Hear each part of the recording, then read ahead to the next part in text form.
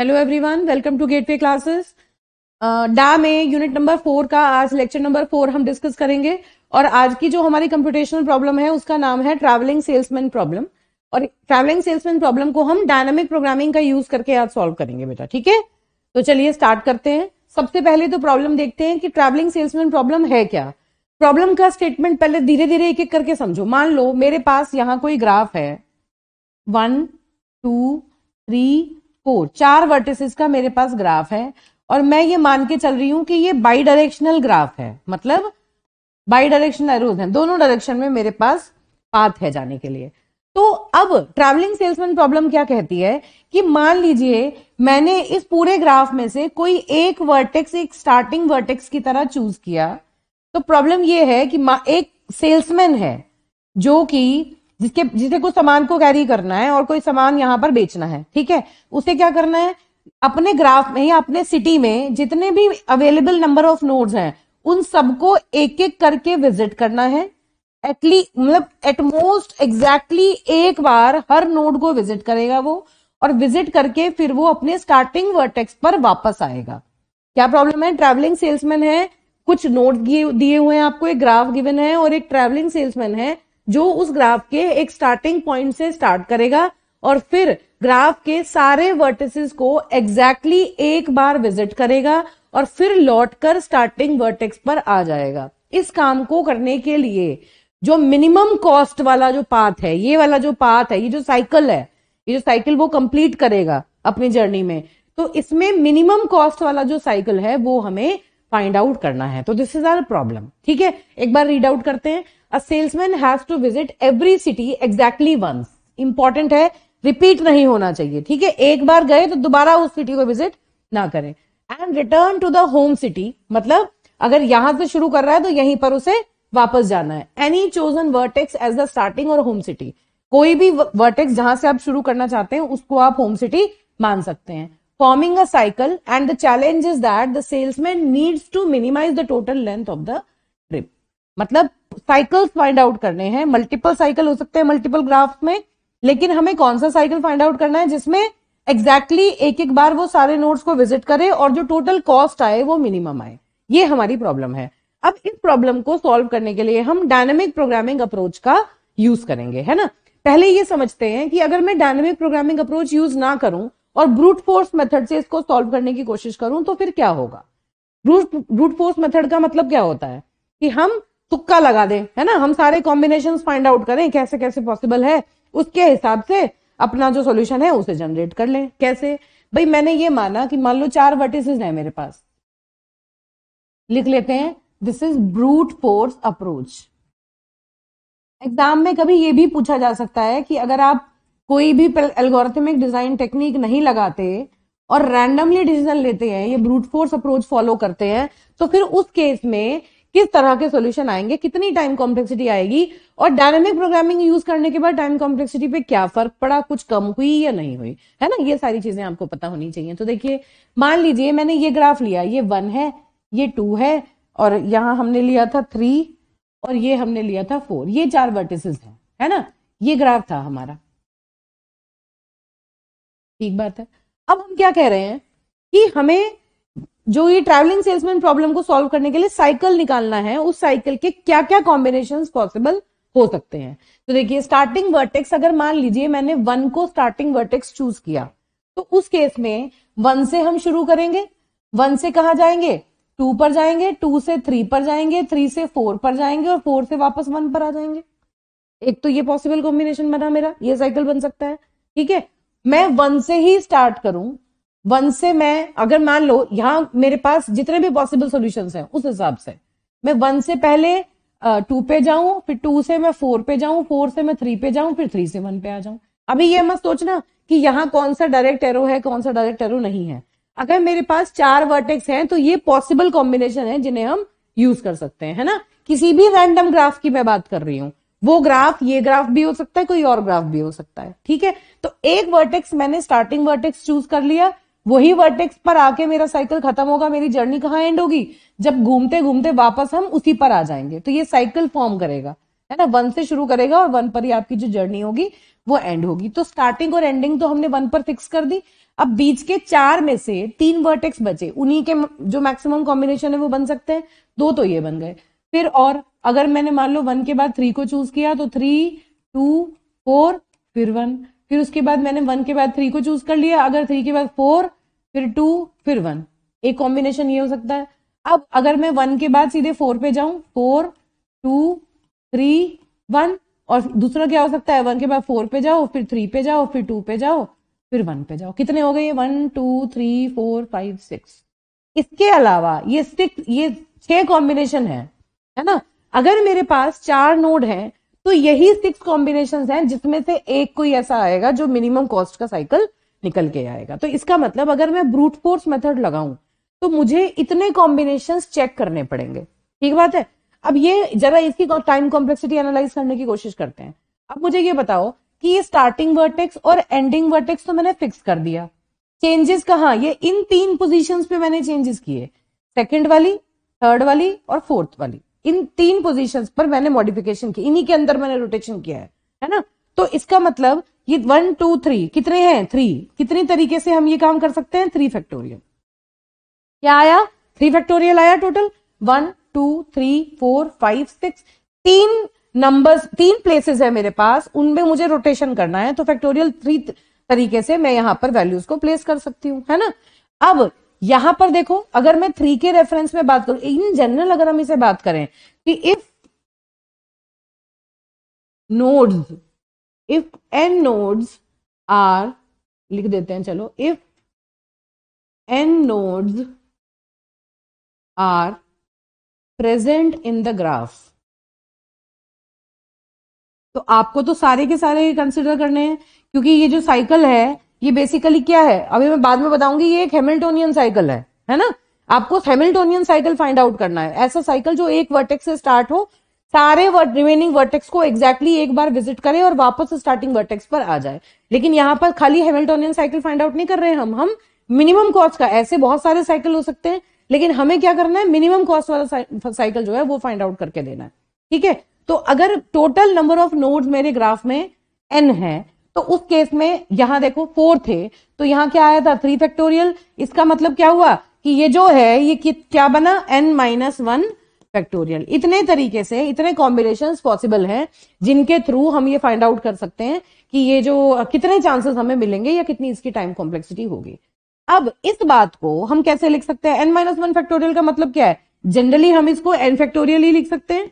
अगर मैं एसिम्प्टोटिकली बात करूं तो this is approximately n factorial, और n फैक्टोरियल की बात हम पहले भी कर चुके हैं कि जब भी हम फैक्टोरियल n की बात करते हैं तो उसका जो अपर बाउंड होता है वो कितना होता है, n raise to the power n। तो इतनी टाइम कॉम्प्लेक्सिटी एक ब्रूट फोर्स अटैक अगर माना जाएगा यहां पर कि हम ब्रूट फोर्स अप्रोच यूज करें, तो इतनी टाइम कॉम्प्लेक्सिटी ये जो मेथड है ये लेगा ही लेगा। तो हमें क्या करना है, हमें कुछ ऐसे स्ट्रक्चर्स इसमें फाइंड आउट करने हैं कि हम इस पे डिफरेंट डायनामिक मेथोडोलॉजीज लगा पाए और फिर देखेंगे कि क्या इस टाइम कॉम्प्लेक्सिटी को हम कुछ रिड्यूस कर पा रहे हैं या नहीं। ठीक है, तो ब्रूट फोर्स अप्रोच अगर हम लगाते हैं तो यहां पर हमारी टाइम कॉम्प्लेक्सिटी कितनी निकल के आती है, big O of n raise to the power n, ये हमारी टाइम कॉम्प्लेक्सिटी। ठीक बात है बेटा। तो अब हमें क्या करना है, अब हम ये कोशिश करेंगे कि डायनेमिक प्रोग्रामिंग अप्रोच से ये जो टाइम कॉम्प्लेक्सिटी है ये कितनी रिड्यूस होती है। तो डायनेमिक प्रोग्रामिंग कब अप्लाई हो सकती है, जब हम गिवन प्रॉब्लम में एक ऑप्टिमल सबस्ट्रक्चर आइडेंटिफाई कर सकें, या डायनेमिक प्रोग्रामिंग क्या कहती है कि आप सबसे पहले ये चेक कीजिए कि क्या जो गिवन कंप्यूटेशनल प्रॉब्लम है वो मल्टीपल स्टेजेस में डिवाइड की जा सकती है या नहीं, है ना। क्योंकि डायनेमिक प्रोग्रामिंग का कंसेप्ट क्या है कि प्रॉब्लम को मल्टीपल स्टेजेस में डिवाइड कीजिए, एक एक करके एक एक स्टेज को सॉल्व कीजिए, सेकंड वाली स्टेज पर जब आप आएंगे तो फर्स्ट वाली स्टेज के सॉल्यूशन को आप यूज करेंगे। यही काम हमने किया है, हमने वॉशल में भी यही काम किया था, 01 नैपसैक में भी यही काम किया था, है ना।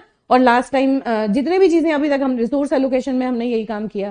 तो स्टेजेस में हम प्रॉब्लम को सॉल्व करना चाहते हैं और फर्स्ट स्टेज के सॉल्यूशन को हम उसके अगली वाली स्टेज में यूज करके total optimal solution find out करेंगे। ये कब कर सकते हैं, जब प्रॉब्लम में ऑप्टिमल सबस्ट्रक्चर हमें नजर आए, है ना। तो सबसे पहले ये देखते हैं कि क्या प्रॉब्लम में ऑप्टिमल सबस्ट्रक्चर नजर आ रहा है। देखो बेटा, अब देखो ग्राफ हमें क्या दिया हुआ था, 1 2 3 4, ये ग्राफ है मेरे पास, है ना। इस पे मैंने कोई एरो नहीं दिखाया, देखो यहां पे मैंने कोई एरो नहीं लगा रखा। इसका मतलब क्या हुआ, कि ये बाई डायरेक्शनल है, डायरेक्टेड ग्राफ है हो या अनडायरेक्टेड ग्राफ हो।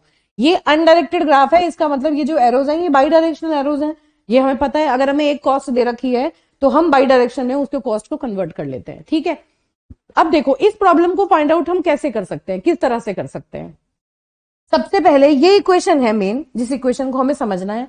इसे समझने से पहले ये चेक करो, TSP stands for travelling salesman या ट्रैवलिंग सेल्स पर्सन, कुछ भी कह सकते हैं आप इसको। प्रॉब्लम का नाम ट्रैवलिंग सेल्समैन हो या ट्रैवलिंग सेल्स पर्सन हो, बात एक ही है, ठीक है। ये क्या कहता है कि किस तरह से हम रिकर्सिव इक्वेशन हम इसमें लिखेंगे और इसमें ऑप्टिमल सबस्ट्रक्चर को फाइंड आउट करने की कोशिश करेंगे, ठीक है। कैसे रिकर्सिव इक्वेशन कैसे बनेगी, इसको निकलने के लिए पहले ये समझ लेते हैं। मैंने 1 को एज स्टार्टिंग वर्टेक्स चूज किया, this 1 is chosen as starting vertex. ऐसा कुछ भी नहीं है कि आप 1 को ही चूज कर सकते हैं, आप चारों में से किसी को भी स्टार्टिंग वर्टेक्स चूज कर सकते हैं। या तो आपको एग्जाम में बताया जाएगा कि कौन सा स्टार्टिंग वर्टेक्स है, नहीं बताया जाएगा तो आप जो फर्स्ट वर्टेक्स है उसको मान के स्टार्टिंग वर्टेक्स और आप अपना एल्गो लगाना स्टार्ट करेंगे, ठीक है। अब ये क्या है, देखो 1 इज द स्टार्टिंग वर्टेक्स। ये कहां है, जहां पे हम ट्रैवलिंग सेल्समैन प्रॉब्लम या जो सेल्समैन है वो यहां से स्टार्ट कर रहा है, 1 से वो शुरू कर रहा है। और ये क्या है, ये पूरा सेट ऑफ वर्टिसेस है जो रिमेनिंग है, मतलब वो 1 से स्टार्ट कर रहा है और अभी उसे वर्टेक्स 2, 3 और 4 तीनों को विजिट करना है और तीनों को विजिट करके वापस उसे 1 पर आना है। तो ये इसमें मैंने 2 आर्ग्यूमेंट लिखे है ना, देयर आर 2 आर्ग्यूमेंट्स। इन दोनों आर्ग्यूमेंट्स में पहला वाला आर्ग्यूमेंट क्या है, this is the starting vertex, ठीक है, and this is the set of remaining vertices, है ना। ये स्टार्टिंग वर्टेक्स है और ये सेट ऑफ रिमेनिंग वर्टिसेस है मेरा। अब क्या कहते हैं कि 1 से शुरू करेंगे और 2, 3, 4 सबको विजिट करेंगे। अब यहां पर आके चेक करिए, मिनिमम हमें क्या करना है, हम हर स्टेप पर एक ऑप्टिमल सॉल्यूशन लेंगे, ठीक बात है। अगर मैंने 1 से शुरू किया तो 1 से या तो मैं 2 पर जाऊं पहले, या मैं 3 पर जाऊं पहले, या मैं 4 पर जाऊं पहले, ऐसे ही तो कुछ होगा। या तो मैं 1 से 2 पर जाऊंगी, या मैं 1 से 3 पर जाऊंगी, या मैं 1 से 4 पर जाऊंगी। तीनों में से किसी एक वर्टेक्स को हम नेक्स्ट वर्टेक्स चूज करेंगे। तो हमारे पास 3 ऑप्शन आ गए। क्या, अगर मैं वर्टेक्स 2 पर पहले जाऊं तो क्या होगा, कॉस्ट ऑफ 1 से 2 तक जाने की कॉस्ट, 1 से 2, अभी हमें एक एडजेसेंसी मैट्रिक्स दी होगी जहां पर हमें सारी कॉस्ट प्रोवाइडेड होंगी, है ना। 1 से 2 तक जाने की कॉस्ट, 1 से 2 तक जाने में कितना खर्चा आया, प्लस अगर मैं 2 पर पहुंच गया तो 2 से और फिर फर्दर जो रिमेनिंग वर्टिसेस हैं उसके लिए फिर हम इसी वाले एल्गो को कॉल करेंगे, इसी रिकर्सिव कॉल को जनरेट करेंगे। तो क्या मतलब हुआ, 1 से 2 पर जाने की कॉस्ट प्लस TSP ऑफ, अब 2 से लेके बाकी वर्टेक्स कौन से बचे, 3 और 4, है ना। इसी फंक्शन को फिर से दोबारा कॉल करेंगे, 2 as a starting vertex and 3 and 4 are remaining, क्योंकि 1 से 2 तक तो हम जा चुके, उसकी कॉस्ट हम अपनी मैट्रिक्स में से उठा लेंगे, है ना, ग्राफ में जो दी होगी वहां से लेंगे। एक ऑप्शन तो हमारे पास ही हो गया, पहली चॉइस। दूसरा क्या हुआ कि हम 1 से 3 पर जाएं, 2 छोड़ दें, 1 से 3 पर जाएं, 1 से 3 पर जाके देखेंगे उसकी कॉस्ट, प्लस अगर हम 3 पर पहुंच गए तो बाकी रिमेनिंग पर कैसे जाएंगे, इसके लिए फिर दोबारा इसे कॉल करेंगे। और तीसरी चॉइस क्या हो सकती है कि हम 1 से 4 पर जाएं और फिर 4 से रिमेनिंग वर्टिसेस पर जाएं। तो कुल मिला के बात क्या हुई कि जब इस फंक्शन को कॉल किया जाएगा तो ये फंक्शन 3 फंक्शंस को कॉल करेगा अलग अलग टाइम पर, और ये 3 पॉसिबल सॉल्यूशंस होंगे, है ना। अब इन तीनों में से जो मिनिमम कॉस्ट जनरेट करेगा हम उसे चूज कर लेंगे, क्योंकि हमें क्या करना है भाई, इसने एक साइकिल इसने बना दिया, मान लो एक इसने बना, एक कॉस्ट इसने दी, एक इसने दी, एक इसने दी, जिसकी मिनिमम कॉस्ट होगी हम उसे आइडेंटिफाई कर लेंगे, ठीक। चलिए, तो अब इस प्रॉब्लम को हम सॉल्व करेंगे और देखेंगे कि किस तरह से काम होता है। पहले इसका जनरल रिकर्सिव इक्वेशन लिखते हैं। जनरल रिकर्सिव इक्वेशन का क्या मतलब हुआ, देखो ये जो है ये बेसिकली ये यहां नहीं है, ये minimum of k belongs to s, इसका मतलब ये है। अब देखो i क्या है, starting point, i is the starting point जहां से आप काम कर रहे हैं। s क्या है आपका, set of remaining vertices, i is the starting point and s is the set of remaining vertices, ठीक बात है। या ये कह सकते हैं कि i क्या है, जिस पर्टिकुलर वर्टेक्स पे आप अभी खड़े हुए हैं। जब भी आप रिकर्सिव इक्वेशन की बात करेंगे तो i वो वर्टेक्स है जहां पर हम अभी एट प्रेजेंट एग्जिस्ट कर रहे हैं, और ये एस क्या है, ये वो सेट ऑफ रिमेनिंग वर्टिसेस है जो अभी हमें विजिट, जो ट्रैवलिंग सेल्समैन को विजिट करने हैं। ठीक बात है। तो जब इनिशियली एल्गो को इनिशियलाइज करेंगे तो ये आई की वैल्यू 1 होगी, मतलब पहला वाला वर्टेक्स होगा। उसके बाद धीरे धीरे इसकी वैल्यू चेंज होती रहेगी, जैसे जैसे हम आगे विजिट करता रहेगा ये, वैसे वैसे इसकी वैल्यू मॉडिफाई होती रहेगी, है ना। तो रिकर्सिव इक्वेशन क्या आई, मिनिमम ऑफ क्या, कॉस्ट ऑफ आई कॉमा के प्लस टीएसपी ऑफ के कॉमा एस माइनस के। क्या मतलब, आई की जो वैल्यू होगी वो चेंज होती रहेगी। ये क्या करेगा, आई से के पर जाने की जो कॉस्ट है, हम ये मान रहे हैं कि आई से के पर गया। भाई इनिशियली आई और एस दो चीजें हम लेके चले, एस में क्या है, रिमेनिंग वर्टिसेस है, आई में जो प्रेजेंट वर्टेक्स है उसकी बात कर रहे हैं। तो हम क्या कह रहे हैं कि भाई हम आई से के पर हमने चूज कर लिया, है ना। तो अब जो रिमेनिंग है वो कितने बचे, एस माइनस के बचे ना। अगर मैं केथ वर्टेक्स को मैंने लेक्स चूज किया तो रिमेनिंग कितने बचे, एस माइनस के। तो बस ये यही बात कह रहा है क्या, कि अगर मैं आई से इस सेट के अंदर एक किसी वर्टेक्स को चूज कर रहा हूं और वो चोजन वर्टेक्स जो है वो क्या है, के इज द चोजन वर्टेक्स, या के is the chosen next vertex. Next vertex मैंने के को चूज किया, तो आई से के तक जाने की कॉस्ट प्लस टीएसपी ऑफ इसी चीज को, टीएसपी ऑफ के से बाकी रिमेनिंग पर जाने की कॉस्ट हम कैलकुलेट करेंगे। के से बाकी रिमेनिंग कैसे आएंगे, जो सेट ऑफ वर्टिसेस थे उसमें से के को हम माइनस कर देंगे, तो जो रिमेनिंग वर्टेक्स होंगे उसके लिए हम फिर दोबारा इसी फंक्शन को कॉल करेंगे। तो जितने भी पॉसिबल सिनेरियोज हमारे पास होंगे, जितने भी एडजेसेंट वर्टिसेस होंगे, उन सब वर्टिसेस के लिए हम इसको कॉल करेंगे। ठीक बात है। और ये काम कब करेंगे, जब एस की वैल्यू नॉट इक्वल टू 5 होगी, मतलब जब तक रिमेनिंग वर्टिसेस खत्म नहीं हो जाते। जब तक एस की वैल्यू 5 कब हो जाएगी, जब सारे वर्टेक्स को एक एक करके विजिट कर लिया जाएगा।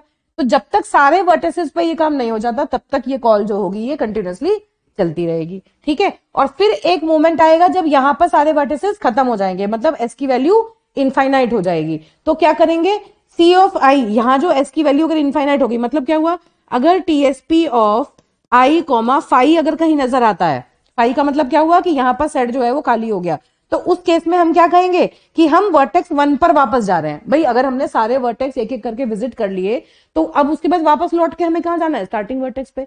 तो इसका मतलब कॉस्ट ऑफ आई कॉमा 1 से उसे इवेलुएट कर लिया जाएगा। ठीक बात है। फिर से समझें, अगर ट्रैवलिंग सेल्समैन 1 पर खड़ा हुआ है, रिमेनिंग वर्टेक्स हैं 2 3 4, ये सब उसको विजिट करने हैं, तो ये मेन फंक्शन कॉल है। इसे कैलकुलेट करने के लिए हम क्या करेंगे, 1 से 2 को अगर हम चूज करते हैं, 1 से 2 पर जाओ और 2 से बाकी पे जाओ, 1 से 3 पे जाओ, 3 से बाकी वर्टिसेस पे जाओ, 1 से 4 पे जाओ, फिर 4 से बाकी पे जाओ। इन सब की जो मिनिमम कॉस्ट आएगी उस कॉस्ट को यहां पर चूज कर लिया जाएगा। अब नेचुरली ये एक रिकर्सिव कॉल है, तो इसको भी हम फर्दर डिफरेंट कॉल्स में डिवाइड करेंगे। कैसे करेंगे, 2 से पहले 3 पे जाओ तब करो, 2 से पहले 4 पे जाओ तब करो, है ना। ऐसे ही इसमें 3 से पहले 2 पे जाओ, फिर 3 से पहले 4 पे जाओ, तब आगे बढ़ो। इस तरह कर करके ये सारे रिकर्सिव कॉल एक जगह जाके जब मर्ज हो जाएंगी, मिनिमम सोल्यूशन वो फाइंड आउट करके दे देंगी। बहुत अच्छे से ये समझ में आएगा जब हम इस पर एक प्रॉब्लम को सॉल्व करेंगे। चलिए बेटा एक क्वेश्चन सॉल्व करते हैं। ये प्रॉब्लम दी हुई है हमें, है ना।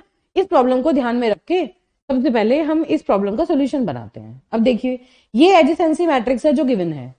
इस मैट्रिक्स का मतलब क्या है, ये देखो, मुझे लगता है नजर आ रहा होगा, ये जो ग्राफ है इसमें बाई डायरेक्शनल एरोज हैं। बाई डायरेक्शनल एरोज का मतलब दोनों डायरेक्शन में जो कॉस्ट है वो दोनों डायरेक्शन में वैलिड है। अब यहां पर सीधी सीधी कॉस्ट हमने दी हुई है, यहां पर भी ये भी लिख सकते हैं, दिस इज 1 2 3, या मैं वाइट से लिख देती हूँ ताकि कंफ्यूजन ना हो आपको। दिस इज 1 2 3 4, तो सबके डिस्टेंसेस जो हैं ये ग्राफ की एडजेसेंसी मैट्रिक्स से हमें मिल जाएंगे। तो सबसे पहले हमें क्या काम करना है, देखो अब इस प्रॉब्लम को सॉल्व करने के रिप्रेजेंटेशन के दो मेथड हो सकते हैं। या तो आप एक पूरा का पूरा ट्री बना के इसे शो कर दें, है ना, एक पूरा ट्री बनाएं और फिर वहां पर शो करें कि किस तरह इनकी जो कॉस्ट है वो कैसे कैसे मॉडिफाई हो रही है। दूसरा तरीका ऐसा है कि आप बिल्कुल थ्योरेटिकली एक एक चीज को सॉल्व करें और फिर बता देंगे वो किस तरह मॉडिफाई हो रही है। दोनों तरीके से, एक क्वेश्चन हम ऐसे और एक क्वेश्चन हम दूसरी तरीके से सॉल्व करेंगे। तो पहले मैं कोशिश करती हूँ कि एक ट्री अगर पूरा एक बोर्ड पे आ जाता है तो एक ट्री जनरेट करते हैं। चलिए देखिए बेटा, सबसे पहले एक ट्री जनरेट कर लेते हैं। तो इसे कॉपी कर लेते हैं, दिस इज, चलिए यहाँ कॉपी करते हैं। एडजेसेंसी मैट्रिक्स है हमारी,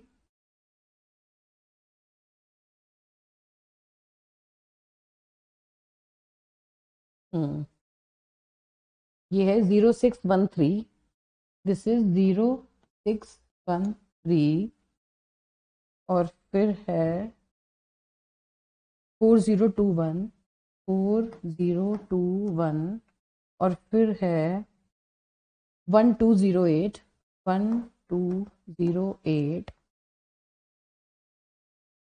08 और फिर 3170। This is 3170। ये एडजेसेंसी मैट्रिक्स है हमारे पास, ठीक है। This is are 1 2 3 4 and this is also 1 2 3 4। ये हमारे नोन्स हैं, ठीक। चलिए सबसे पहले मान लो मैंने 1 को स्टार्टिंग वर्टेक्स चूज किया, तो हम क्या लिखेंगे सबसे पहले, TSP ऑफ 1 कॉमा सेट क्या रिमेनिंग बचा हमारे पास, 2 पर जा सकते हैं,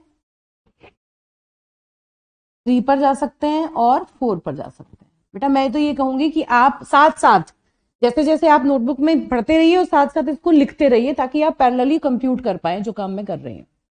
चलिए अब हमारे पास क्या क्या चॉइसेस हैं, उन चॉइसेस पर चलते हैं। 3 चॉइसेस यहां से मेरे पास निकल के आएंगी, है ना। पहली, दूसरी और तीसरी। चलो भाई क्या क्या काम कर सकते हैं। 1 से पहले 2 पर जाएंगे तो क्या लिखें, TSP ऑफ 1 से शुरू करके 2 3 4 पर हम विजिट कर सकते हैं। तो पहली चॉइस क्या हुई, हम क्या करें, C ऑफ, हमने चूज किया C ऑफ 1 2। 1 से हम 2 पर गए प्लस TSP ऑफ 2 पर जाने के बाद 3 4 के लिए हमने फिर इसी फंक्शन को कॉल कर लिया, ठीक बात है। अब या तो 1 से 2 पर जाओ प्लस TSP ऑफ 2 3 4 आ गया, है ना। या फिर क्या हो सकता है, 1 से 3 पर जाओ तो क्या हुआ, cost of 1 3 plus TSP of 3 पर जाने के बाद क्या क्या बचा, 2 और 4 बचा, ठीक बात है। या हमने 1 से 2 को चूज किया, 1 से 2 पर गए और फिर 2 से बाकी के वर्टेक्स के लिए हम इसी काम को रिपीट करेंगे।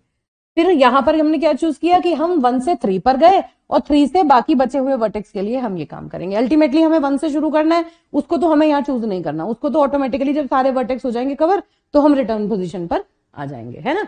और यहां पर हमें क्या करना है, अगर हम C ऑफ 1 4 पर गए प्लस, तो रिमेनिंग वर्टेक्स हमारे क्या हैं, remaining vertex are TSP of 4 2 3 पर हम जा सकते हैं। ये काम हो गया, चलो इतना कर लिया। अब क्या हुआ, ये एक फंक्शन कॉल है, इस फंक्शन कॉल को फर्दर डिवाइड करते हैं। ये फर्दर कैसे होगी, इसके हमारे पास 2 ऑप्शन है फिर से। कैसे, पहला ऑप्शन क्या है, कोस्ट ऑफ 2 3, 2 पर चले जाएं 3 तक, है ना, 2 से 3 पर चले जाओ, cost of 2 3 plus TSP of 3 क्या बचा, 4, है ना। देखो 2 से, इसकी बात कर रहे हैं हम, 2 से हम 3 पर चले गए प्लस TSP ऑफ 3 पर जाने के बाद सेट में क्या बचा, 4, इसको हमने फर्दर डिवाइड कर दिया। अब अगला क्या आ सकता है इसका, नेक्स्ट क्या होगा इसका, नेक्स्ट इज 2 से कॉस्ट ऑफ 2 से हम 3 पर गए, 3 पर जा चुके, 2 से 4 पर जाएंगे प्लस TSP ऑफ 4 से, थोड़ा पास पास लिख लेते हैं, 4 से रिमेनिंग बचा 3, रिमेनिंग बचा 3, ठीक है, सही बात है। हमने पहले इसको देखो, 2 से हम 3 पे गए, cost of 2 2 3 plus TSP of 3 से रिमेनिंग क्या बचा, 4, इसने इस फंक्शन कॉल को दिया। इससे ही ये फंक्शन कॉल भी आई क्या, कि 2 से पहले 4 पे चले जाओ, फिर 4 से रिमेनिंग क्या बचेगा, 3, फिर 3 पे चले जाना, है ना। बस एग्जैक्टली इतना काम हो गया। अब देखो इसे भी फर्दर डिवाइड करेंगे, क्या होगा, ये क्या होगा, सबसे पहले क्या आया, 3 से 4 पे गए तो कॉस्ट ऑफ 3 2 4 प्लस 3 से 4 पे गए और 4 पे जाने के बाद क्या बचा। अब अगर मैं 4 पे चली गई तो 4 के बाद क्या कोई बचा, नहीं बचा, तो क्या होगा, TSP ऑफ 4 5, यही तो बचा, ठीक है। हम 3 से 4 पे गए और फिर 4 से आगे कोई सेट ऑफ वर्टिसेस नहीं बचे तो हमने क्या लिख दिया, 5। ऐसे ही अब हम बस इतना यही हो सकता है क्योंकि एक ही चांस है, 3 से हम और किसी पर जा नहीं सकते, तो बस इसकी जो कॉस्ट आई वो यही बनेगी।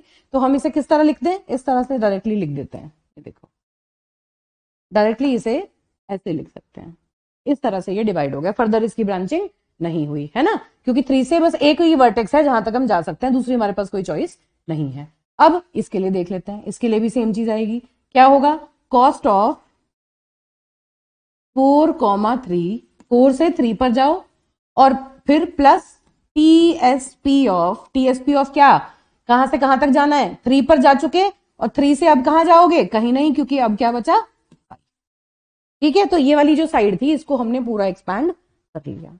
अब इस पे आ जाते हैं, ये है बिल्कुल एग्जैक्टली जैसे हमने इस पे काम किया ऐसे ही हम इस पे भी काम करेंगे। ये क्या हुआ हमारा, 3 ऑफ 2,4, इसके कौन कौन से 2 ऑप्शन निकले, देखिए बेटा,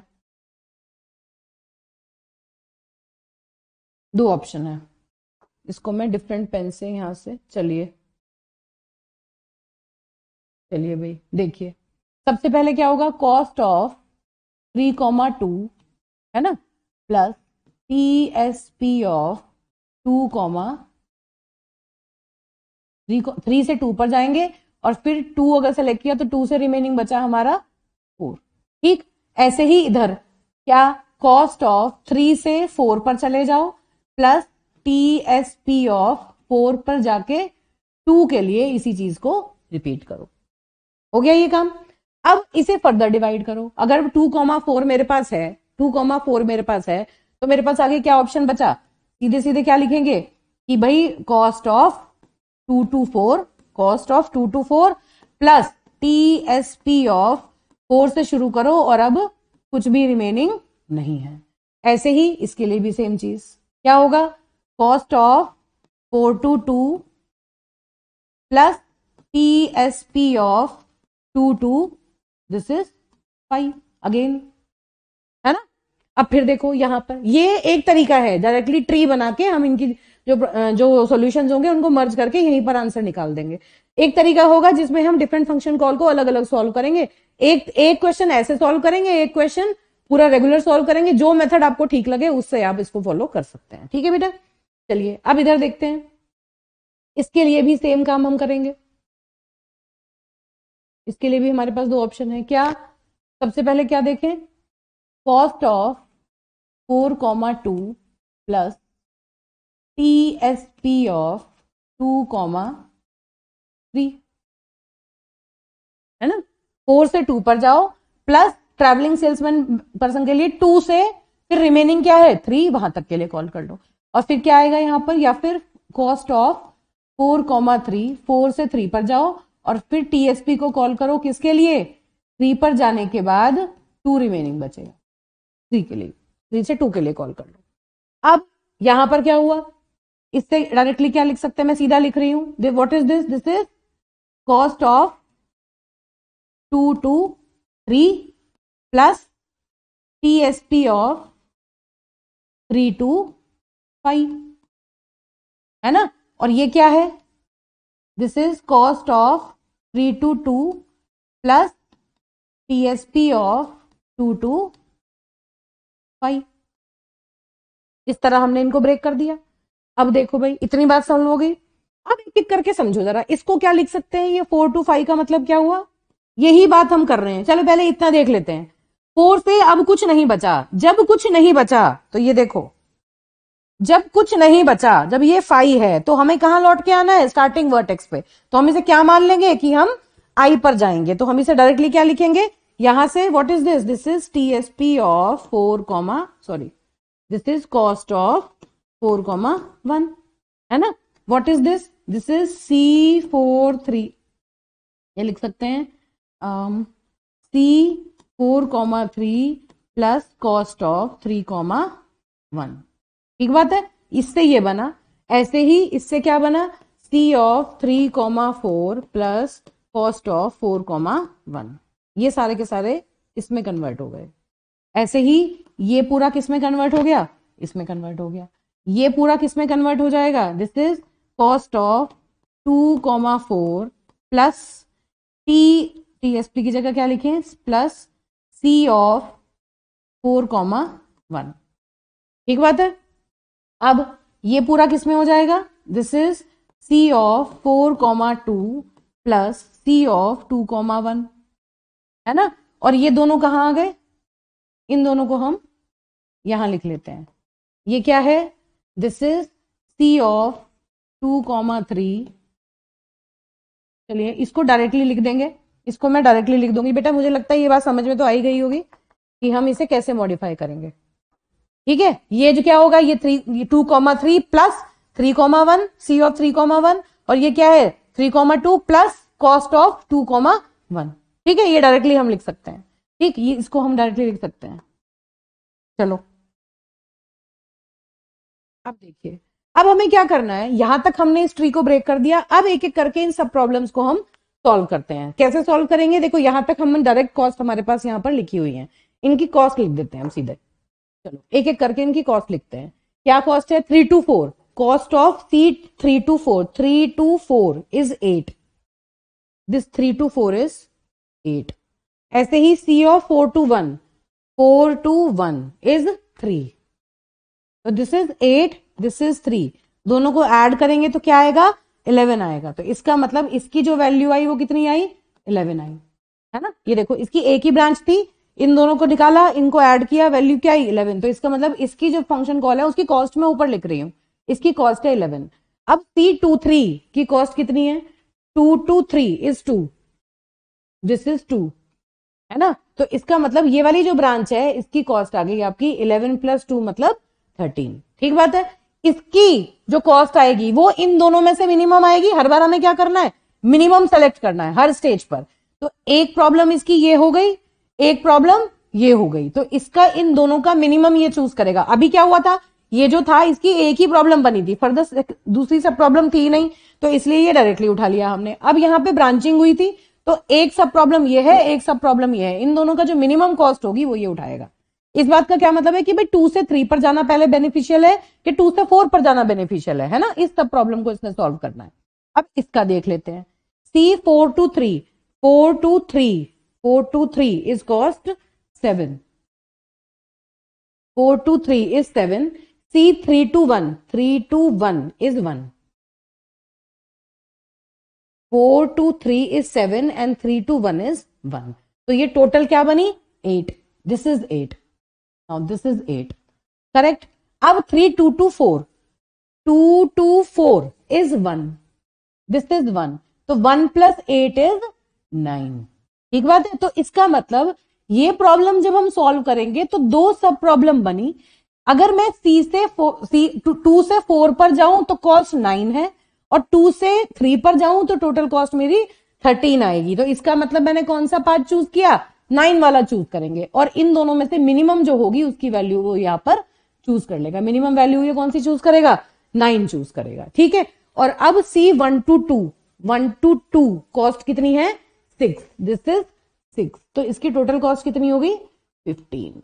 अगर ये इस वाली ब्रांच में जाएगा तो टोटल कॉस्ट कितनी लगेगी, 15 लगेगी। ठीक बात है बेटा, चलो इतनी प्रॉब्लम हमारी सॉल्व हो गई। अब सेकंड वाले को देख लेते हैं, क्या है ये, C of 2 to 4, 2 to 4 is 1, 4 to 1, 4 to 1 is 3। ठीक है, यही लिख देती हूँ 3, तो ये टोटल कॉस्ट कितनी हो गई 4, तो ये पूरे की टोटल कॉस्ट है 4, इसका मतलब इसकी कॉस्ट हो गई 4। 3 to 2, 3 to 2 is 2, this is 2, तो ये पूरे की क्या हो गई 6 हो गई, है ना, दिस इज 6, इस वाली ब्रांच की 6 हो गई, इस ब्रांच की। चलो इसे यहां पे लिख देते हैं, इसकी 2 है, इसकी 4 है, तो इस वाली ब्रांच की कॉस्ट हो गई 6, है ना। और अब इस ब्रांच की फाइंड आउट करते हैं, इन दोनों में से जो मिनिमम होगी वो इसकी कॉस्ट हो जाएगी। चलिए इसकी फाइंड आउट कर लेते हैं, क्या है 4 to 2, 4 to 2 is 1, 2 to 1 is 4, तो इस पूरे की कितनी हो गई 5, what is this, this is 5, 4 plus 1 5, 3 to 4 की कॉस्ट क्या है, 3 to 4 is 8, तो 8 plus 5 कितने हुए 13, तो इस वाली ब्रांच की कॉस्ट कितनी होगी 13। ये दोनों में से मिनिमम को चूज करेगा, मिनिमम कौन सी है 6, तो इसने कौन सी चूज की 6 चूज की। ठीक बात है, इसने 6 चूज की, ऐसे ही इसने यहां पर 9 और 13 में से 9 चूज की थी। ठीक बात है, मेरे ख्याल से क्लियर होगी ये बात। जहां पे हमने चूज किया उसको मैं सर्कल में शो कर देती हूँ, देखो बेटा, ताकि ये आपको समझ में आ जाएगा कि हमने कौन सी चूज की। यहां से हमने 9 चूज की, तो इस तरह से वहां 15 हो गया।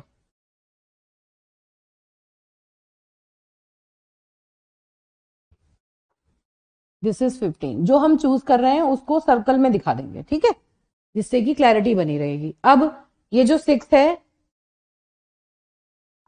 इसको भी सिंपल लिख लेते हैं, जब चूज करेंगे तब देखेंगे। तो इसकी वैल्यू कितनी आई आपकी, 2 to 1 आया था आपका 4, तो इसकी वैल्यू आई थी आपकी 5, और 3 to 4 की वैल्यू आई थी आपकी 8। तो ये आया था आपका कितना, 8 + 5 13, तो दिस वॉज 13। अब इन दोनों में से मिनिमम कौन सी है, 6, तो मैंने 6 को चूज किया। यहां पर मैंने 9 को चूज किया था, है ना, और आगे बढ़ गए थे, ठीक है। अब ये 6 है, इसकी वैल्यू है 6, और इसकी 1 to 3 की वैल्यू कितनी है, 1, तो टोटल कितनी हो गई इनकी, 7। इसका मतलब ये वाली जो ब्रांच है इसकी जो कॉस्ट आई वो आई 7, इस वाली ब्रांच की कॉस्ट आई थी 15। तो भाई इससे तो बेटर पाथ हमें मिल गया कौन सा फॉलो करना है। अब तीसरा वाला देखते हैं, इसकी कॉस्ट क्या आएगी, इसको देख लेते हैं, यहां से शुरू करते हैं। तो cost of 2 to 3 is 2 plus ये टीएसपी ऑफ 3,5 को हम कॉस्ट ऑफ 3,1 लिख सकते हैं, है ना। यहाँ स्पेस नहीं था, मैंने इसलिए लिखा था, जब आप अपनी नोटबुक में लिखेंगे तो इसको इसी तरह लिखेंगे। This is cost of 3,1। 3,1 cost क्या है 1, तो इसका मतलब इसकी वैल्यू पूरे की क्या आ गई, 3। This is 3, this is 3, this whole is 3, 3 plus this is 3, correct. एक बार और चेक कर लेते हैं, 3,1, 3,1 इज 1 एंड 2,3 इज 2, तो this is 3, this one is 3, 4 to 2, 4 to 2 is 1, this is 1, तो 3 + 1 दिस इज 4। ये वाली ब्रांच जो है इसकी कॉस्ट आई 4, है ना। अब इधर देख लेते हैं, ये क्या है, 3 to 2, 3 to 2 is 2 plus 2 to 1, 2 to 1 is 4, तो दिस इज 2 + 4 दिस इज 6। तो दिस टीएसपी वाला जो कॉल है इसकी value is 6 and 4 to 3, 4 to 3 is 7, तो दिस इज 7, 7 + 6 इज 13, है ना। इस वाली ब्रांच की जो कॉस्ट आई वो आई आपकी 13। एक बार और चेक कर लेते हैं, 3 to 2 is 2, this is 2 and 2 to 1, 2 to 1 is 4, this is 4, this is 6, 6 plus 4 to 3, 4 to 3 is 7, this is 7, तो 6 plus 7 is 13। तो इनमें से मिनिमम कौन सी चूज करें, 4 चूज करें, तो हमने 4 चूज की, तो हमने इसकी वैल्यू मानी 4। अब 1 to 4, 1 to 4 is 3, this is 3, तो अगेन इसकी क्या आई 7। देखो हमारे पास 3 रास्ते हैं और तीनों में से 2 जो हैं वो ऑप्टिमल सॉल्यूशन हमें मिल रहे हैं। ये प्रॉब्लम ऐसी है जिसमें हमें 2 ऑप्टिमल सॉल्यूशन मिले, दोनों की कॉस्ट जो है वो 7 है। 2 रास्ते हैं, दोनों में से आप किसी को भी फॉलो कर सकते हैं। देखिए इसकी भी 7 है कॉस्ट, इस वाले की भी 7 है कॉस्ट, ठीक है। अब इस कॉस्ट के हिसाब से क्या क्या साइकिल्स हमें मिले, बताओ जरा, कौन कौन से रास्ते मिले। चलो अगली स्लाइड में देख लेते हैं, इस चीज को लिखते हैं। तो possible, there are, write down, there are 2 optimal solutions. Solutions with the cost is equal to 7। जो कॉस्ट है वो 7 है। 2 ऑप्टिमल सॉल्यूशंस आए और दोनों की कॉस्ट 7 है। पहला वाला सॉल्यूशन क्या है बेटा, सबसे पहले कहां पे जाए हम, किस तरह से कंबाइन किया था हमने, पहले हम 1 से कहां पे गए, जो जो मिनिमम हमने चूज किए वो रूट हम आइडेंटिफाई करेंगे। 1 से हम 3 पे गए, है ना, लिखते हैं। पहला क्या है, 1 से पहला वाला 1 से 3 पर गए, देखो 1 से 3 चूज किया, इस वाले सॉल्यूशन को लिख रहे हैं, ठीक है। और फिर इनमें से हमने इन दोनों में से कौन सा चूज किया था मिनिमम, ये वाला चूज किया था। तो जो मिनिमम हम चूज कर रहे हैं उसको हमने सर्कल बना रखा है। ये चूज किया, ये चूज किया, तो हम कहां गए, 3 से 2 पर गए, 1 से 3 पर गए और 3 से 2 पर गए, ठीक है। यहां चूज किया, अब 3 से 2 पर गए और फिर रिमेनिंग क्या बचा, 2 से 4 पर गए, यही तो बचा। फिर 2 से 4 पर गए और 4 से 1 पे आए, 4 से 1 पे आए, 2 से 4 पे गए और 4 से 1 पे आए। तो एक रास्ता तो हमें ये मिला, ठीक है। तो this is the first solution, first optimal solution. Solution 1 you can write, solution 1। और अगला सॉल्यूशन क्या मिलेगा, सॉल्यूशन 2 क्या है हमारा, देखो अगला सॉल्यूशन इस पाथ पे मिल रहा है, कैसे, 1 से 4 पर जाओ, फिर 4 से 2 पर जाओ, फिर 2 से 3 पर जाओ, 3 से 1 पर जाओ, है ना। देखो 1 से 4 पर गए, यहां से मिनिमम, इसका मिनिमम कौन सा है, ये वाला। कैसे मिला था, 4 से 2 पर, 1 से 4, 4 से 2, तो क्या मिला हमें, 1 से हम गए 4 पर, 4 से हम गए 2 पर, 2 से गए 3 पर, और 3 से गए 1 पर। देखो 2 से गए 3 पर और 3 से गए 1 पर, ठीक है। ये एक दूसरा पाथ ये मिला। तो ये दो पॉसिबल पाथ हैं जिनके थ्रू 2 से 3 और 3 से 1, ये दो पॉसिबल सॉल्यूशन हमारे यहां पर आ गए। ये तो हुई पहली बात कि अगर डायनामिक प्रोग्रामिंग हमें लगानी है तो देखो इस तरह पहले हमने देखना है कि क्या ऑप्टिमल सबस्ट्रक्चर हमें मिल रहा है। हमने क्या करना है, ये स्टेजेस बाय ये स्टेजेस हैं, है ना। और हर स्टेज पे हम मिनिमम वैल्यू को पिक कर रहे हैं, है ना। मिनिमम वैल्यू पिक हो रही है। मिनिमम वैल्यू को भी यहां पर हम एक बार अलग से डेजिग्नेट कर सकते हैं। इस स्टेज का जो मिनिमम है, मिनिमम ऑफ इन दोनों का, है ना। ऐसे ही यहां पर भी मिनिमम ऑफ इन दोनों का मिनिमम हमने चूज करना है।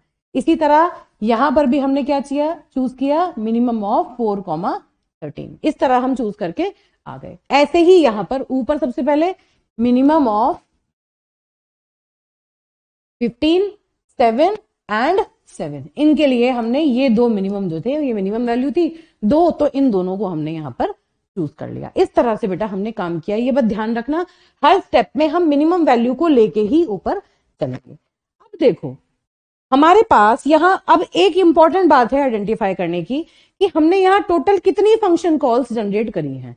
सबसे पहले नंबर ऑफ फंक्शन कॉल्स को फाइंड आउट करते हैं, है ना। टाइम कॉम्प्लेक्सिटी निकालेंगे। सबसे पहले क्या करें, टाइम कॉम्प्लेक्सिटी,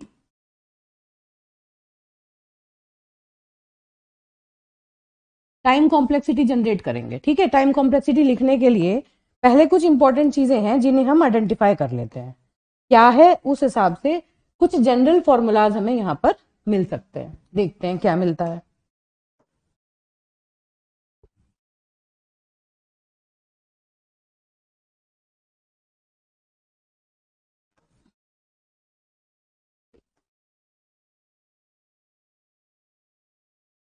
देखिए देखिए बेटा, number of function call count करो। सबसे पहले कितनी फंक्शन कॉल हुई, 1, 2, एक बार में काउंट करो, 1, 2,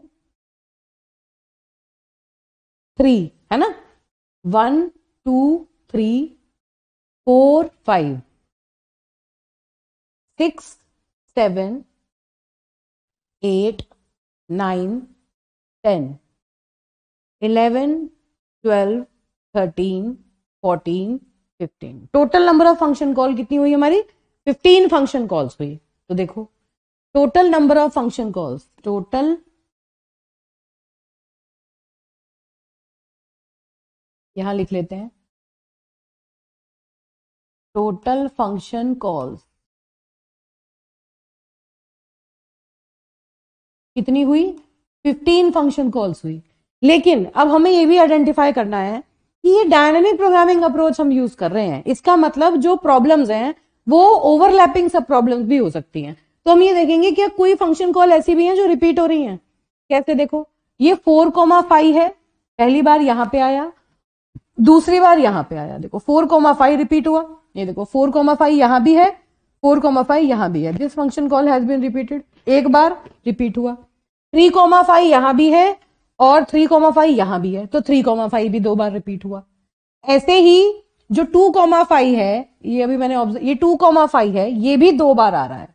तो क्या ऑब्जर्व हो रहा है, टोटल फंक्शन कॉल तो हमने प्रॉब्लम को सॉल्व करने के लिए कितनी करी, 15 फंक्शन कॉल करनी पड़ी हमें डायनामिकली प्रॉब्लम को सॉल्व करने के लिए। लेकिन उसमें से 3 फंक्शन कॉल तो रिपीट ही हो गई, है ना। तो क्या लिख लेते हैं, but TSP of TSP of 4,5 and TSP of 3,5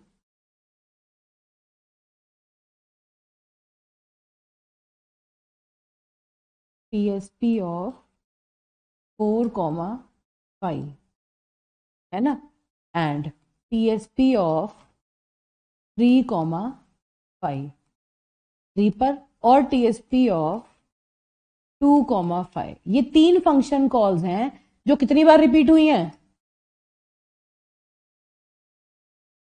called twice.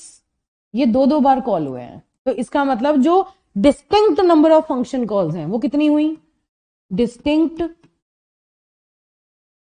Number या distinct function calls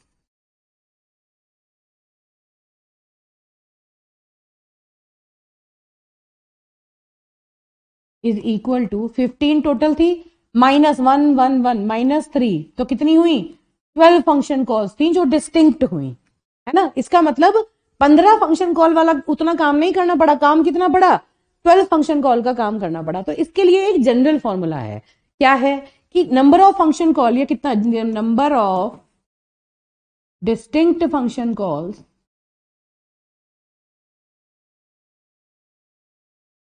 number of distinct function calls कितनी होती हैं, these are n-1 multiplied by 2 raise to the power n-2, n-1 multiplied by 2 raise to the power n-2। n की value यहां पर कितनी थी, n मतलब नंबर ऑफ नोड्स, तो n की वैल्यू कितनी है, यहां पर नंबर ऑफ नोड्स है 4 - 1 into 2 raise to the power n-2, मतलब 2 raise to the power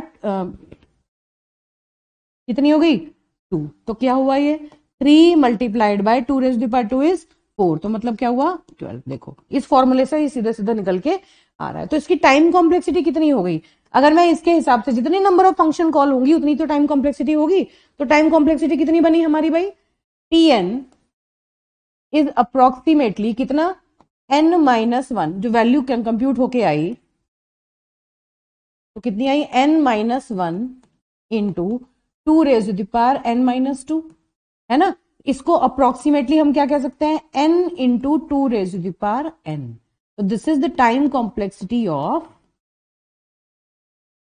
travelling salesman problem solution using dynamic programming.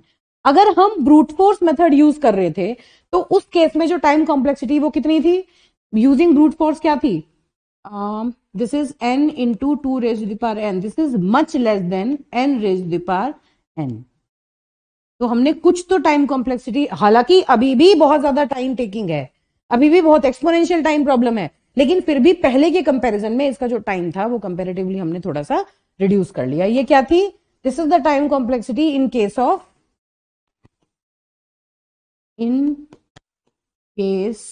Of brute force approach. लेकिन फिर भी अगर सिग्निफिकेंटली लार्जर वैल्यू होंगी एन की, मतलब बहुत बड़ा ग्राफ है, तो अभी भी जो टाइम कॉम्प्लेक्सिटी है वो हमारी काफी ज्यादा है। Still it is a exponential time complexity problem, still it is exponential time taking problem for large N, है ना। एन की बड़ी वैल्यूज है, मॉडरेट वैल्यूज के लिए भी अच्छे, अगर एन की बड़ी वैल्यू है तो उसके लिए भी ये कंपेरेटिवली कंप्यूटेशनली एक्सपेंसिव सॉल्यूशन है। तो डायनेमिक प्रोग्रामिंग को सॉल्व से अगर हम किसी प्रॉब्लम का सॉल्यूशन लिखते हैं तो एक मेथड तो ये है, सीधा सीधा क्या कहते हैं कि भाई आप जितने भी रिमेनिंग वर्टेक्सेस हैं उन तक जाने के लिए एक एक करके वर्टेक्स को चूज करते जाइए, और फिर जो नेक्स्ट वर्टेक्स आप चूज कर रहे हैं उसके हिसाब से जो मिनिमम कॉस्ट आपको मिल रही है हर स्टेप में मिनिमम कॉस्ट को चूज करके ओवरऑल प्रॉब्लम का सॉल्यूशन निकाल दीजिए। यही डायनेमिक प्रोग्रामिंग हमें कहती है ना। तो अब इसके बाद हम नेक्स्ट प्रॉब्लम एक सॉल्व करते हैं, ठीक है बेटा। चलिए एक और प्रॉब्लम डिस्कस करते हैं। चलिए बेटा अब ये वाला क्वेश्चन डिस्कस करते हैं। इसमें भी आपके पास 4 वर्टिसेस गिवन है और चारों वर्टिसेस में देखिए, हाँ जी 4 वर्टिसेस आपके पास हैं और आपको स्टार्टिंग वर्टेक्स हम ये मान के चल रहे हैं कि 1 इज द स्टार्टिंग वर्टेक्स, है ना। ये सारी की सारी कॉस्ट हमें प्रोवाइडेड है, बाई डायरेक्शनल एजेस हैं, तो कौन से एज से कौन से वर्टेक्स से दूसरे वर्टेक्स तक की जो कॉस्ट है वो आपकी इस मैट्रिक्स के अंदर क्लियरली विजिबल है। ठीक बात है। अब इसको हम एक एक करके सॉल्व करना स्टार्ट करते हैं। चलिए चलो इसे देखते हैं। बिल्कुल अभी इससे पहले वाले क्वेश्चन में हमने क्या किया था, ट्री बना के सॉल्व किया था। यहां पर हम डायरेक्टली फंक्शन कॉल्स की वैल्यू को कंप्यूट करके उनको रखेंगे। एग्जाम में अगर क्वेश्चन आता है तो जैसा आपको कंफर्टेबल दोनों में से लगे वो मेथड आप यूज कर लेंगे। ठीक है, चलिए देखते हैं क्या करना है। सबसे पहले अगर मैं 1 को स्टार्टिंग वर्टेक्स चूज करूं, है ना, तो प्रॉब्लम का स्टेटमेंट क्या बनेगा मेरा? सबसे पहले टीएसपी ऑफ 1 से स्टार्ट करके 2 3 4, ये 3 वर्टेक्स हैं, है ना। This is the starting vertex and this is the set. Remaining जो वर्टेक्स हैं उनका सेट है मेरा। ठीक, चलिए अब ये कैसे कैलकुलेट होगा? It will be calculated as minimum of, किसका मिनिमम भाई?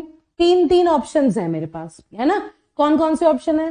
पहला कॉस्ट ऑफ, कहां से कहां तक का चूज करूं? 1 to 2, 1 से 2 तक जाने की मैंने कॉस्ट चूज की। सबसे पहले मैंने क्या चूज किया? हम 1 से 2 पे जाएंगे पहले, चलो जो हमने पहले किया था 1 to 2 प्लस टीएसपी ऑफ 2 पर अगर हम हैं तो रिमेनिंग वर्टिसेस कितने हैं? 3 और 4 जो हैं वो हमारे रिमेनिंग वर्टिसेस हैं। This is the first thing, ये पहली चीज हो गई, है ना। दूसरा कौन सा हुआ? सी ऑफ 1 to 3, मैं 1 से 3 पर चले जाऊं और फिर 3 से रिमेनिंग वर्टिसेस को एक्सप्लोर करूं। तो 3 पर अगर हम हैं तो रिमेनिंग क्या बचे? 2 और 4।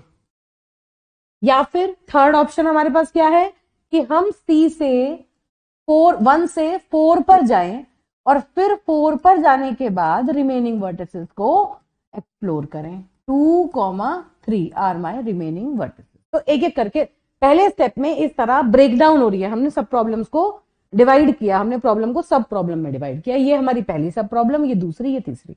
तो पहले इसको फर्दर डिवाइड करते हैं। तो सबसे पहले हमें क्या कंप्यूट करना है?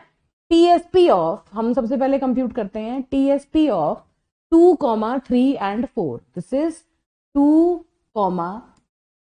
3, 4। सबसे पहले हमें इसे कंप्यूट करना है। भाई ये कैसे मिलेगी हमें? दिस इज मिनिमम ऑफ, किसका मिनिमम? 2 से या तो 3 पे जाओ पहले या 2 से 4 पर जाओ। तो या तो 2 से 3 पर चले जाओ फिर कॉल करो, या फिर 2 से 4 पर चले जाओ फिर फर्दर फंक्शन कॉल करो। ये 2 ऑप्शन है हमारे पास, है ना। 2 से अगर हम 3 पर गए तो टीएसपी ऑफ 3 पर जाके रिमेनिंग क्या बचा? खाली 4 ही बचा। तो 4 हमने यहां पर लिख दिया। देखो 2 से 3 पर जाओ और 3 से फिर रिमेनिंग सेट में सिर्फ 4 बचा। या फिर 2 से 4 पर चले जाओ और फिर टीएसपी ऑफ 4 पर जाने के बाद रिमेनिंग क्या बचा? 3 बचा। 2 से आप 4 पे चले गए, रिमेनिंग क्या बचा? 3 बचा, है ना। अगली वाली जो कॉल होंगी वो ये होंगी, इनमें से आपको मिनिमम चूज करना होगा। इस तरह से हम एक एक करके इसको कंबाइन करते चलेंगे। तो T2, 3, 4 को कैलकुलेट करने के लिए अगेन ये 2 सब प्रॉब्लम्स हमारे पास आई।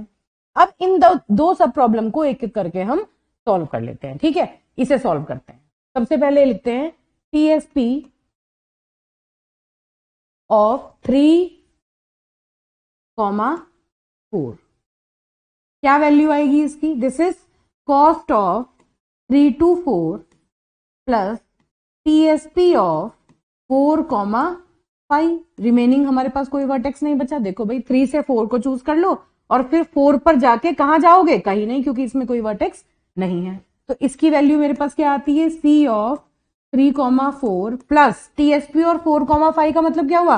Cost of 4 to 1। 4 से वापस 1 पर चले जाओ। जब सेट खाली हो गया तो फिर वापस स्टार्टिंग वर्टेक्स पे जाओ।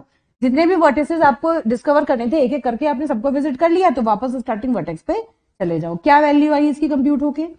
3, 4।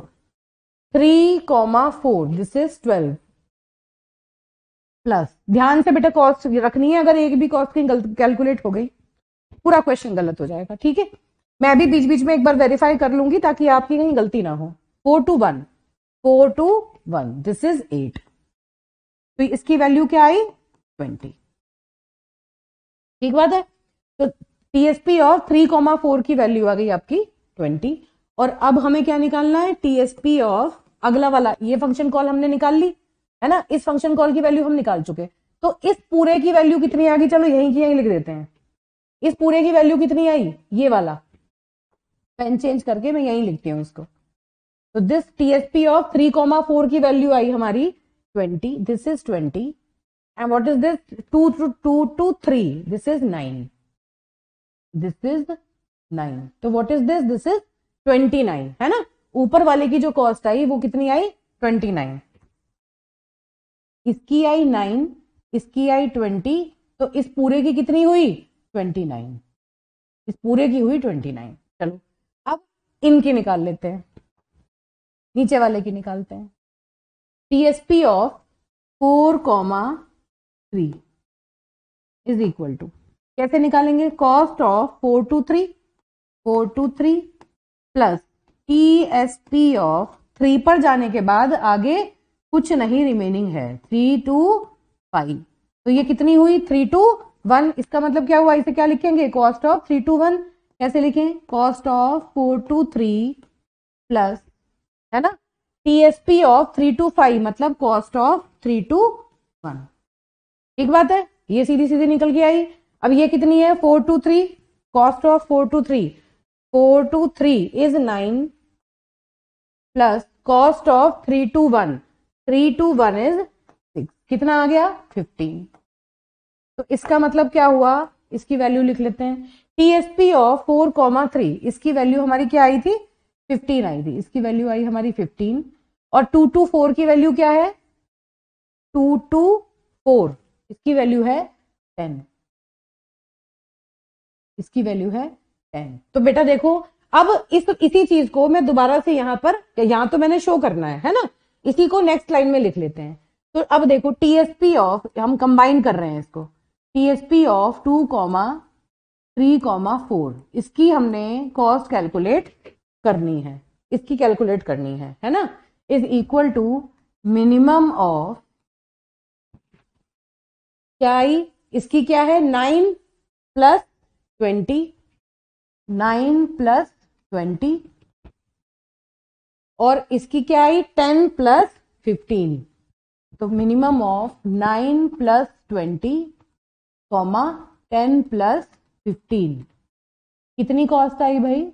25. This is 29 and this is 25. तो क्या वैल्यू आई आपकी कॉस्ट? Okay, compute 25.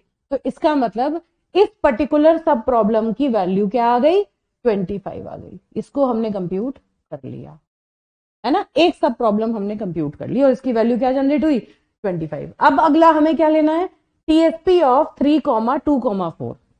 मुझे लगता है समझ में आ गया होगा कैसे कर रहे हैं. अब देखिए,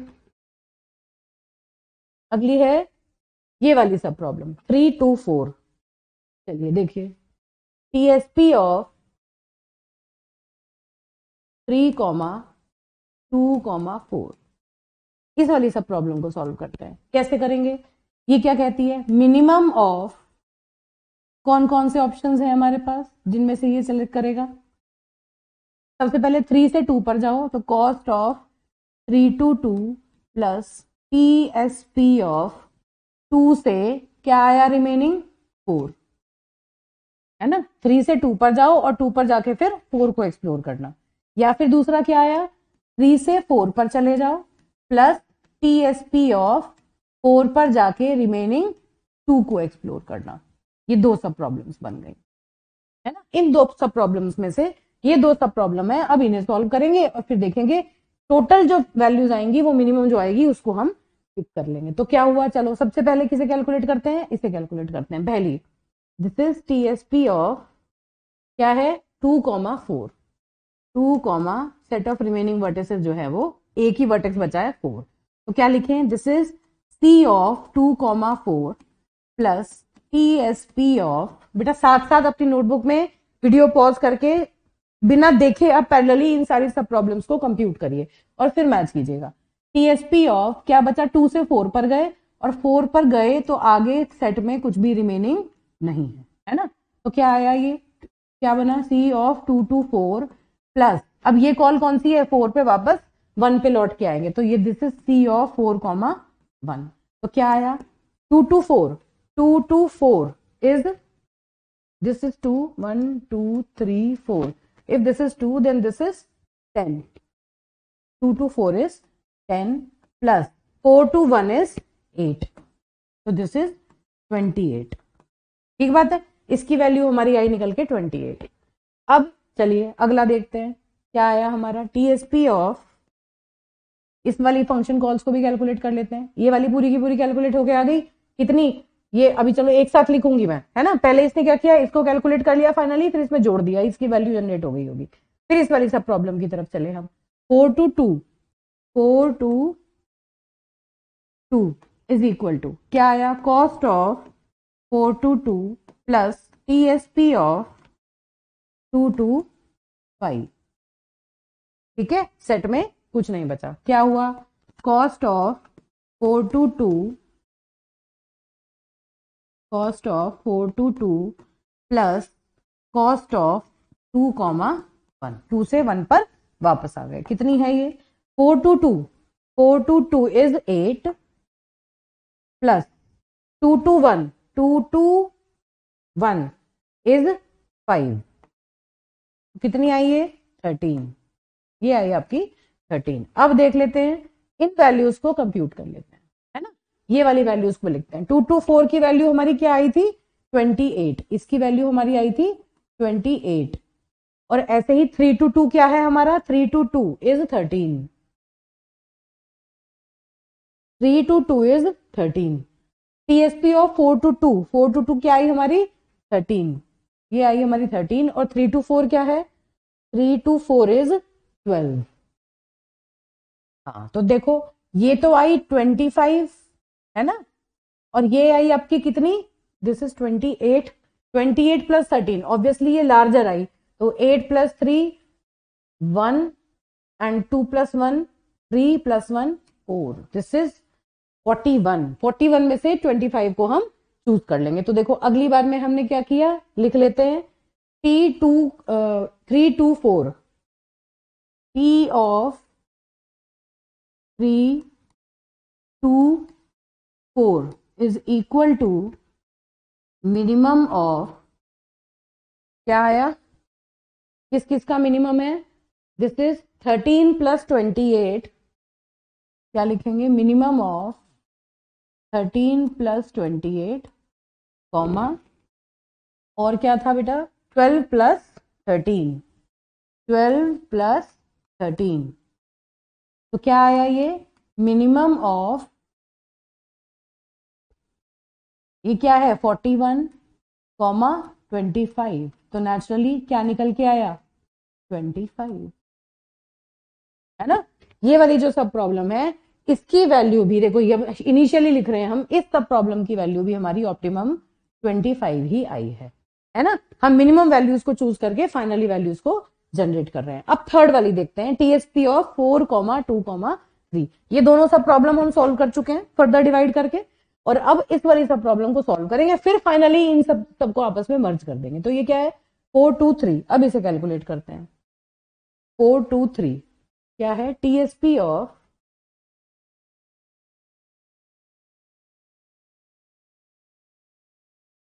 टीएसपी ऑफ 4, 2, 3। ठीक है, ये कैसे आएगी, मिनिमम ऑफ किसकी, 4 से 2 पर जाओ, cost of 4 to 2 plus TSP of 2 पर जाने के बाद बस 3 रिमेनिंग बचेगा, है ना। 4 से 2 पर जाओ और 2 के बाद 3 रिमेनिंग, क्लियर। अब दूसरा क्या है, सी, 4 से 3 पर चले जाओ प्लस टीएसपी फर्दर कॉल करो, 3 पर खड़े होके अगला रिमेनिंग क्या बचेगा, 2 बचेगा। या तो 2 को चूज करो नेक्स्ट, या फिर 3 को चूज करो। चलो इनमें से मिनिमम निकालना है, तो सबसे पहले 2, 3 कंप्यूट कर लेते हैं। तो टीएसपी ऑफ 2, सेट इज 3, क्या है ये, cost of 2 to 3 plus TSP of 3 to 5। अब कोई रिमेनिंग वर्टेक्स नहीं है ना, तो ये क्या हुआ, कॉस्ट ऑफ 2 to 3 प्लस ये क्या है, कॉस्ट ऑफ 3 to 1। तो ये क्या value I, 2 to 3, 2 to 3 is, this is 1 2 3 4, 2 to 3 is 9 plus 3 to 1 is 6, तो दिस इज 15 कंप्यूट होके आया। अगला देखते हैं 3 to 2, TSP ऑफ 3 to 2, इसे कंप्यूट कर लेते हैं। इसकी वैल्यू क्या आएगी, cost of 3 to 2 plus TSP of 2 to 5, है ना। तो क्या आया, C of 3 to 2 plus C of 2, 1, क्या वैल्यू आई जनरेट होके, 3 to 2 is 13 plus 2 to 1 is 5, तो दिस इज 18। चलिए अब यहां पर वैल्यूज पुट कर देते हैं। तो यहां अगर हम इनकी वैल्यूज को पुट करें तो ये वैल्यू आई थी 15, ये था 15, है ना, और ये आपका आया 18। इन दोनों को कंप्यूट करो, 4 to 2 क्या है, 4 to 2 is 8 और 4 to 3 है 9। ठीक बात है, इसका मिनिमम हमें पिक करना है, तो हमें TSP ऑफ 4 to 3 अब कैलकुलेट करना है। तो TSP ऑफ 4, 2, 3 ये हमें कैलकुलेट करना है। और ये क्या आया, मिनिमम ऑफ, क्या वैल्यूज बनी थी हमारी अभी, उनको मैं यहां पर डायरेक्टली लिख रही हूं। क्या है, 8 + 15 और 9 + 18, 8 + 15 एंड 9 + 18। ठीक बात है, क्या आया ये, दिस इज मिनिमम ऑफ 8 + 15 कितना हुआ, 15 + 8 is 23, 18 + 9 is 27। तो इसमें से मिनिमम क्या आया बेटा, 23, है ना। ये आ गई आपकी कॉस्ट इस पर्टिकुलर सब प्रॉब्लम की। इसकी कॉस्ट अब पीछे लिख लेते हैं। तो देखो ये जो मेन सब प्रॉब्लम्स थी इनकी कॉस्ट हमने फाइंड आउट कर ली, है ना। अब हमें क्या करना है, जो मेन प्रॉब्लम है उसकी कॉस्ट को हमें फाइंड आउट करना है। तो अब TSP ऑफ 1, 2, 3, 4 हम कैलकुलेट कर लेंगे। चलो तो देखते हैं TSP ऑफ 1, 2, 3, 4 क्या आया। TSP of 1, 2, 3, 4 is equal to minimum of, सबसे पहले क्या था, 1 to 2, देखो कॉस्ट ऑफ 1 to 2 प्लस 25, है ना। कॉस्ट ऑफ 1 to 2 प्लस 25, तो क्या है, दिस इज 10 + 25। पहली सब प्रॉब्लम की सॉल्यूशन, एक रास्ता, अगर मैं 1 to 2 जाऊं तो ये रास्ता मिलेगा मुझे। फिर है 1 to 3 प्लस 25, अगर मैं 3 को चूज करूं, 1 से 3 पर जाऊं तो 15 + 25 कॉस्ट मिलेगी मुझे। और अगर मैं 1 से 4 पर जाऊं, 1 to 4 is 20, तो क्या आई मेरी 23 कॉस्ट। इन तीनों में से जो मिनिमम वैल्यू है वो मुझे पुट करनी है ना। तो क्या हुआ, मिनिमम ऑफ, ये क्या है, this is 25 + 10 35, this is 40 and this is 43। ये तीन वैल्यूज मेरे पास जनरेट होके आई।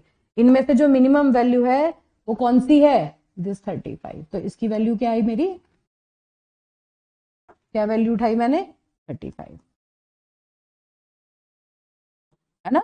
तो ट्रैवलिंग सेल्समैन है उसकी जो फाइनल जो आंसर है, दिस इज द आंसर, कि इतनी मिनिमम कॉस्ट उसे लगेगी। अब उसका जो रूट है वो रूट कौन सा होगा, ऑप्टिमल रूट। बताओ जरा कितने पॉसिबल ऑप्टिमल रूट्स मिले, एक ही मिला। 3 रूट थे, तीनों में से एक ही मिला जिसकी मिनिमम कॉस्ट है। उसकी कॉस्ट कितनी है, मिनिमम कॉस्ट कितनी है, 35 है, इतनी 35 है। ये इसका आंसर है, ऑप्टिमल सॉल्यूशन, है ना।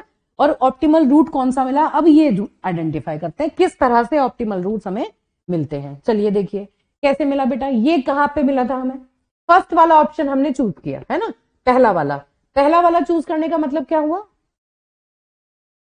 पहला वाला चूज करने का मतलब क्या हुआ, ये वाला, ये हमने चूज किया है, इसने हमें ऑप्टिमल रिजल्ट दिया।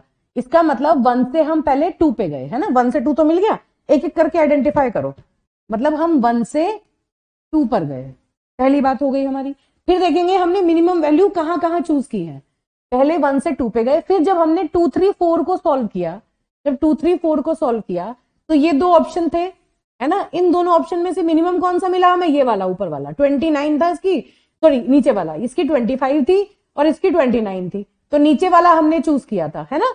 नीचे वाला क्या था, 2 से 4 पर जाने पर मिला, 2 to 4 मिला, तो 2 to 4 गए। ठीक बात है। अब फिर देखो, ये हमने 2 to 4 हमने यहां से चूज किया, फिर हमने इसको कॉल किया था, इसी वाले पे फॉलो कर रहे हैं, इसी पाथ पे चल रहे हैं। 4 to 3, 4 to 3 के लिए हमने क्या किया, हम 4 to 3 गए, है ना, उसी पाथ को फॉलो करेंगे जिस पाथ से हम निकल रहे हैं। और फिर 4 to 3 जाने के बाद देखो 4 to 3 गए और फिर 3 to 1 पर वापस आ गए, है ना, तो 3 to 1। इस तरह से हमें इसका जो पाथ है, इस पाथ को यहां से निकालना है। कैसे, 1 से 2 पर गए, 2 से 4 पे गए, 4 से 3 पे गए, 3 से 1 पे गए। ये जो साइकिल मिला, इसकी कॉस्ट हमारी 35। एक बार जरा चेक कर लेते हैं कि क्या यही कॉस्ट आ रही है। 1 से 2 पर गए, कितनी है, 1 to 2 इज 10, प्लस 2 to 4, 2 से 4 पर गए तो 10, प्लस 4 to 3, 4 से 3 पर गए तो 9, प्लस 3 to 1 गए, 3 to 1 गए तो 6, प्लस, और बस इतनी आ गई। जरूर ऐड करके देखो कितनी आ रही है वैल्यूज इसकी।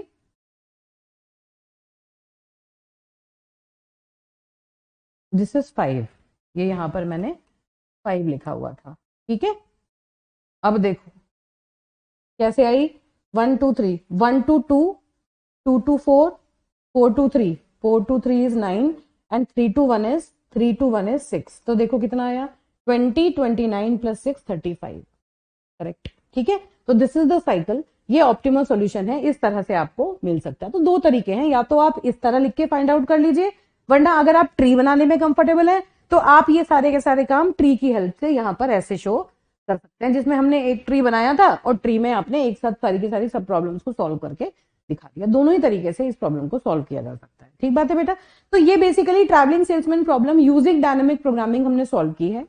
एग्जाम में एक बार इसके ऊपर ज्यादा, ट्रैवलिंग सेल्समैन प्रॉब्लम बहुत इंपॉर्टेंट है, बहुत ज्यादा पूछी जाती है ब्रांच एंड बाउंड यूज करके, है ना, branch and bound method use करके बहुत अच्छी कई बार आ चुकी है। लेकिन क्योंकि डायनेमिक प्रोग्रामिंग से भी आपके सिलेबस में भी है और एग्जाम में आई हुई भी है, तो ये भी इंपॉर्टेंट है और ये इजी भी है बहुत, तो आप इसे सॉल्व करके जरूर जाएं, छोड़े ना बेटा, ठीक है। ये देखिए, ये प्रॉब्लम है जो आई हुई है, इस तरह से लिखा हुआ था, solve travelling salesman problem using dynamic programming. Particularly बता रखा है कि आपको डायनामिक प्रोग्रामिंग से ही इसे सॉल्व करना है। AKTU में 21, 22 में ये क्वेश्चन आया हुआ है और ये दे रखा है 4x4 मैट्रिक्स दिया हुआ है। इसका मतलब क्या है, n की वैल्यू जो है वो 4 है, 4 नोड का ग्राफ है ना। तो आपको ग्राफ तो यूज करना नहीं, आपको डिस्टेंसेस दी हुई है, आप इसे 1 2 3 4 ऐसे ये 1 2 3 4 मान के 1 को स्टार्टिंग वर्टेक्स चूज करके, 1 को एज स्टार्टिंग वर्टेक्स चूज करो और बस इस तरह से एक एक करके मिनिमम रूट फाइंड आउट करके इसकी कॉस्ट का सोल्यूशन आप निकाल सकते हैं। इसको आप करके देखेंगे तो इस तरह कुछ भी आ जाए, आप बस उसकी मैट्रिक्स देखो, अगर उसमें 4x4 है तो मतलब 4 नोड है, 5x5 है तो 5 नोड है ना, इसके अलावा कोई चीज नहीं हो सकती। और बस उन नोड्स को नंबर करके अपनी प्रॉब्लम को स्टार्ट कर सकते हैं सॉल्व करना। तो ये हुआ आपका ट्रैवलिंग सेल्समैन प्रॉब्लम, और इसके अगले लेक्चर में हम पढ़ेंगे बेटा ऑप्टिमल रिलायबिलिटी एलोकेशन प्रॉब्लम, जो कि यूनिट नंबर 3 में थी और डायनेमिक प्रोग्रामिंग से क्योंकि मुझे करानी थी तो अब आपको वो ज्यादा अच्छे से समझ में आएगी। तो नेक्स्ट लेक्चर में हम ऑप्टिमल रिलायबिलिटी एलोकेशन पढ़ेंगे। Thank you.